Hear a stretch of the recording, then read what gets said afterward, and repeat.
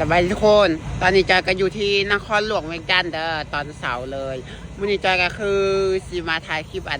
นครหลวงเวียงจันทร์แล้วก็ชมวิวเมืองนครหลวงเวียงจันทร์เลยคือเมืองหลวงประเทศลาวว่าตอนนี้มันเป็นจังได๋อยู่ทางเทิงคุณจอยสิไปขึ้นอนุสาวรีย์หรือว่าประตูไซแหละแล้วผู้ใดมานครหลวงถ้าบ่ฮอดวันนี้ก็ถือว่าแสดงว่ายังบ่ฮอดนครหลวงเวียงจันทร์นะคะอย่าว่าซั่นเพราะว่ามื้อนี้จอยมาฮอดแล้วจอยก็ต้องมาถ่ายคลิปวิวทางเทิงให้เบิ่งเดี๋ยวจะพาขึ้นไปเบิ่งทางเทิงก่อนทุกคนแถวนี้ก็เขาจะเปิดเพลงดังจอยก็คือบ่สามารถถ่ายเบิ่งได้เพราะว่าเพลงมันจะติดลิขสิทธิ์เวลาโพสคลิปเดี๋ยวเพราะฉะนั้นจอยก็เลยมาถ่ายทางเหนือหันมันมีเสียงเพลงจอยก็เลยมาทางนี้แล้วจอยสิไปหาเสื่อนปีแล้วขึ้นไปทางเทิงก่อนแล้วสิพาให้เบิ่งทุกคนแถวนี้เสียงเพลงจอยสิปิดก่อนเด้อแล้วตอนนี้จอยก็ซื้อปีมาแล้วทุกคนขึ้นไปเทิงกันเลยคนลาวคนละ 5,000 กีบว่าซั่นจอยก็จ่ายไปแล้ว5,000 กีบหรือว่าประมาณ8-9 บาทนี่แหละต่อคนลาวเด้อนี่ราคาคนลาวก็ขึ้นไปเทิงคุณมันมีศิลปวัฒนธรรมนะที่เป็นเขาแก่พระเจ้าให้ใส่นกนางแอ่นโคตรหลายมีแต่นกนางแอ่นอยู่แถวนี้หลายขึ้นไปเทิงก่อนก็มาหอดสันเทิงแล้วทุกคนอาจารย์ก็ขึ้นมานี่คือว่าบวกเป็นสัน4หรือว่าสัน8กับบุคคลกันอันนี้เขามานี่ก็คือจะเป็นประวัติการเป็นมานู่นนี่นั่นเวลาเขาสร้างนู่นนั่นใช่แต่จะมีประวัติให้เราอ่านในสมัยจอยคือบัวจะอ่านที่ไหนคือขึ้นไปเทิงเลยเดี๋ยวสิพาขึ้นไปบางยูเทิงอีกเชื่อมืดได้อยู่นี่นะขึ้นไปสันเทิงเลยขึ้นมาอีกสันกับสิประมาณนี้ทุกคนวันนี้ก็จะโอกาสซิมีแบบว่าทีวีใหญ่ๆเรากับซิมีสถานที่ท่องเที่ยวในประเทศลาวติดอนุภาพวันที่สำคัญของประเทศลาวติดให้เบิ่งเฉพาะสถานที่ท่องเที่ยวผู้ใดอยากไปเที่ยวก็สิประมาณนี้นี่นักไฟกันหลากหลายโอ้จอยมันมืดว่ะโทรศัพท์ถ่ายแต่ว่าเบิ่งตัวตาเปล่าแจงเด้อถ่ายแล้วมันมืดถ้าขึ้นอีกสันเทิงก่อนไปสันสุดท้ายเนี่ยก็คือมหัศจรรย์แล้วทุกคนเทิงผิดแต่ว่ายังบ่แม่นสันสุดท้ายเด้อยังบ่แม่นสันสุดท้ายเถอะ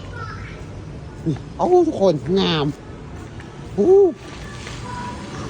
งามว่ะโอ้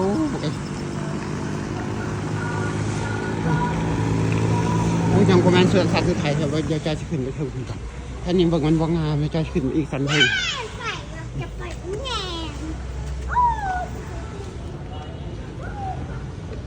นี่ทุกคนมานี่ก็คือเดี๋ยวใจสิพาขึ้นไปเบิ่งอยู่เทิงเดี๋ยวเพราะว่าแถวนี้มันยังลึกบ่งามเขาเตียบโพดเอาบ่เห็น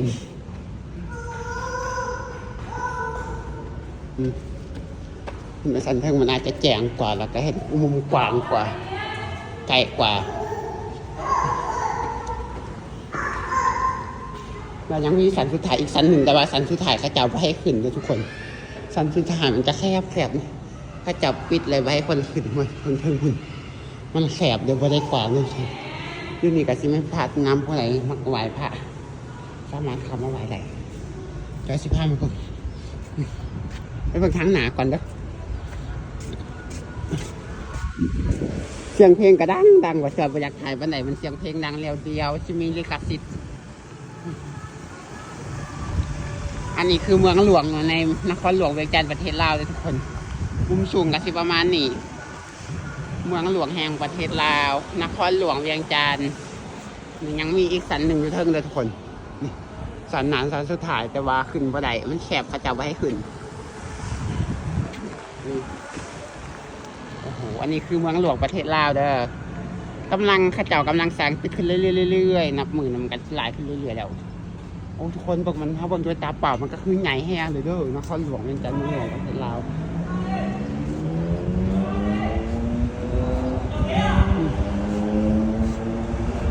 ข้าเจ้ากำลังสร้างขึ้นเรื่อยๆมาสร้างแนวใหม่ขึ้นมาเรื่อยๆโอ้โห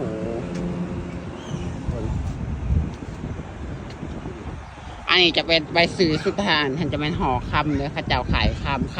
คำก็คือทองอะไรทองคำลาวเจริญว่าคำไทยเจริญว่าทองเลยลาวเจริญว่าคำงามเด้ผู้ใดได้ไปได้มาก็อย่าลืมมาแวะเด้ออันนี้มาชมวิวเมืองใจกลางเมืองนครหลวงเวียงจันทร์ประเทศลาวผู้ใดมาฮอดนครหลวงถ้าบ่ฮอดนี่บ่ไทยฮุบไทยคลิปแถวนี้ก็แสดงว่าบ่ฮอดเมืองหลวงประเทศลาวอันนี้คือมุมสูงเมืองหลวงประเทศลาวทุกคนในแต่ว่าตึกตัวนั้นจอยเคยไปขึ้นมาแค่นึงแล้วเดี๋ยวมื้อหน้าจอยสิพาแม่เฒ่าไปขึ้นอีกทีนึงตึกตัวนั้นนะ ตึกอีกอย่างหูมันมี38ชั้นเป็นตึกที่สูงนะของนครหลวงเวียงจันทร์เมืองหลวงประเทศลาวสูงเพียง38ชั้นเลยแล้วก็สูง100ปลายเมตรที่สุดเลยตอนนั้นนะมื่อหนาจอยที่พาแม่เฒ่าไปขึ้นตอนนั้นจอยเคยไปมาครั้งหนึ่งเลยตอนนั้นนะจอยเคยไปขึ้นมาแล้วปีที่แล้วนี่แหละก็ได้คือมันได้เบิ่งคลิปกับจิหูว่าจอยได้ไปแล้วแต่ตอนนี้จอยมื่อหนาจอยที่พาแม่เฒ่าไปตอนนี้จอยกะมาคนเดียวก่อนคนเอามันก็งามอยู่เด้องามตามภาษาของเมืองน้อย